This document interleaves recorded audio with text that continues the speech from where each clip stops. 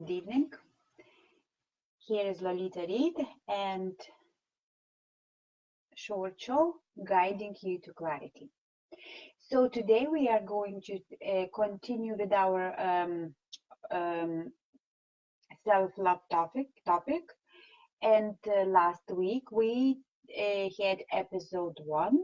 So this week, this Monday evening, we are going to have episode 2 and we'll continue talking about self-love. Just before we dive in and we will continue with our exercises, I would like to just briefly remind you or maybe talk a bit more about why the self-love topic is important, especially in business.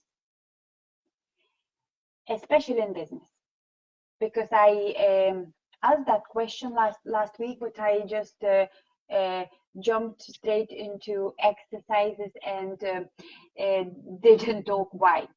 And this is just my opinion. And then, of course, you can find evidence in different studies and researches, even like Harvard Business Review online magazine mentioned something similar to self-love. So there are more evidence, but what I'm going to talk today is or just talk about business relevance with self-love is just my opinion. So please bear that in mind. And why it is important? Because if you are solopreneur, entrepreneur, or small business owner, you are that person who drives your business forward or not. You are that vehicle that responsible of the energy of your business. So if you are not confident, if you are always judgmental towards yourself and towards other people, if you are not happy, if you are not clear, if you don't know the direction, if you hate yourself, then obviously you hate whatever you are doing. Guess, how can you see the vision, the mission of your business, and how can you go there? If you are not happy, if you are trying to help everybody around you but not yourself, you are not happy. You are not flying. First, love yourself, the letter stands for. That's why self-love is important. When you are clear and when you are having harmonious and peaceful relationship with yourself, when you are self-compassionate, when you taking care after your physical and your soul appearance, then you and me can talk business, as I say. Then you have doing completely different game. So that's why it's important. And of course, this topic of self-love is important to everyone, because to have good relationship with ourselves is the primary aim and primary goal. And we will continue today with our exercises that we did a week ago. And I just briefly remind you, what did we do? So first of all, we identify what is our inner critic. What is this always talking man or woman, this voice in our head? Then we had a list. I asked to have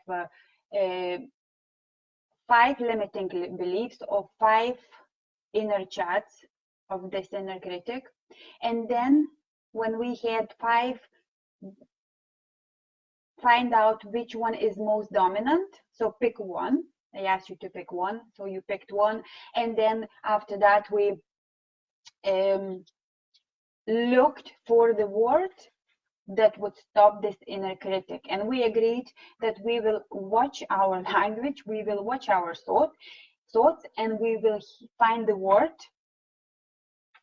such as cancel, cut, change, shut up, maybe a bit even stronger word.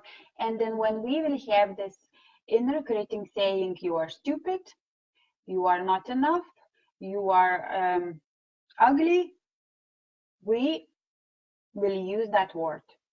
So that was, and we agreed that we will practice that for a week. Of course, if you can practice for 30 days, that's even better, but we agreed just for a week, and that was our exercise from last week. So today we will continue, and we will not do something completely different. We will build on the same principle that we started last week. And today we have to think together about self-love mantra. Very similar to affirmation, but a bit more personal and totally related to ourselves, totally related to you. I will do this exercise as well, so it will be totally related to me and will be related to our inner critic thought. So, self-love mantra. When I will finish this video, then you will sit down in quiet and peaceful environment, and you will think, what self mantra is most relevant to you. So for example, I'm giving just an example. If your self inner critic saying was, you are ugly, or I am ugly. Sometimes it talks in I am or you are, depends. But say for example, your inner critic was saying, I am ugly. So your self-love mantra will be completely opposite. It will be something like that. I am brilliant. I am gorgeous. I am genius. I am a winner. So whatever was your inner critic saying, you will flip that around and you will lovingly say complete opposite. So that's number one step for today. Now, number two step is you not only finding this self-love mantra, this perfect loving sentence that gives you love and gives you confidence. The second step, what we are doing, we are going to look for evidence to support this self-love statement. 3 evidence, good. 4, better. 5 evidence is brilliant.